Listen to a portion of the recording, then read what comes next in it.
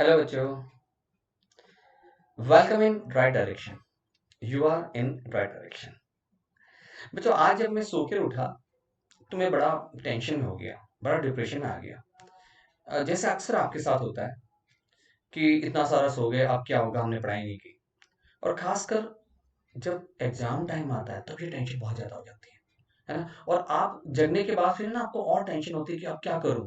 फिर आप है ना अपना और टाइम खराब करते हो, मूवी देखते हो, व्हाट्सअप करते हो, फ्रेंड से बात करते हो, है ना। और या फिर कुछ बच्चे तो क्या करते हैं ना, वापस सोने की ट्राई करते हैं क्योंकि उन्होंने इतना गंदा सपना देखा होता है जिसमें जिसमें ये देखा होता है कि आपका सिलेक्शन नहीं हुआ। तो आप सोचते हो सपने को पूरा सही करते हैं। तो मेरे साथ भी सिचुएशन बहुत हुई थी जब मैं स्टूडेंट था, और अभी भी होती है क्योंकि अभी भी मैं कुछ ना कुछ पढ़ता रहता हूँ, मेरा बहुत सा काम होता है।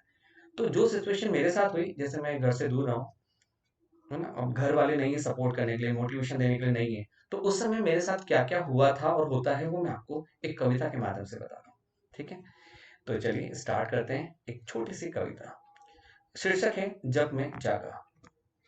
जब मैं जागा तो पाया अफसोस करने की बहुत बातें थी।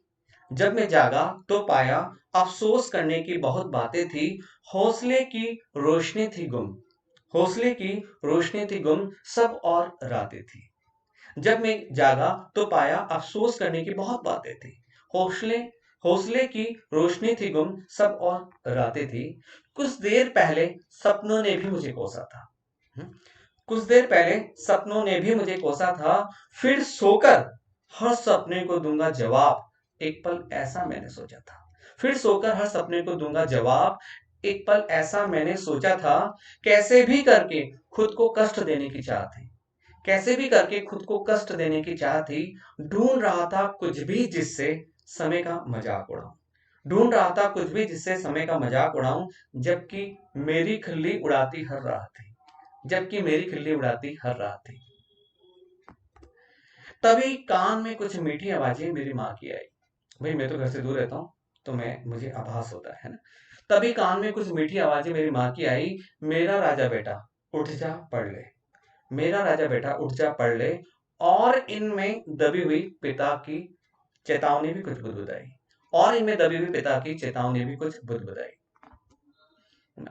हर चिंता की गंदगी को विम से हटाकर मैं उसके बाद क्या करता हूँ, अपनी भगोनी लेता हूँ, उसको साफ करके चाय बनाता हूँ। ये मेरा अक्सर होता है ना, कि हर चिंता की गंदगी को विम से हटाकर, हर उपवास को अदरक के संग कुटाकर, हर चिंता की गंदगी को विम से हटाकर, हर उपवास को अदरक के संग कुटाकर, गर्मा गर्म चाय के साथ फिर जग गया हर बुरे सपने को भुलाकर, गर्मा गर्म चाय के साथ फिर जग गया हर बुरे सपने को भुलाकर। बच्चा, इस कविता के माध्यम से मैं आपको बस एक सीख देना चाहता हूँ कि आप है ना फ्यूचर के बारे में सोचो नहीं, जो हो गया जो हो गया, अब आप आगे की बात करो।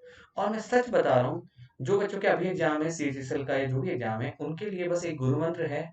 आप सच में बच्चा 60 to 70% भी अगर आपने सही कर लिया, आपका सिलेक्शन पक्का है।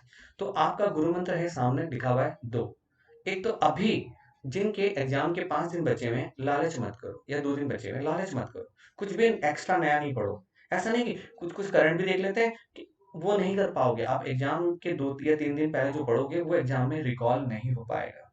ओके, तो लालच करना छोड़ें, सिर्फ रिवीजन करें, जो आपने पढ़ा है पक्का आपका सिलेक्शन होगा। ओके बच्चा, तो थैंक्स फॉर वॉचिंग। आज इतना ही। और आपको पता है कि मैं थोड़ा सा व्यस्त रहता हूँ, इसलिए आपसे बहुत रेगुलर मुलाकात नहीं हो पाती, पर जो भी मुलाकात होती है बहुत अच्छी होती है।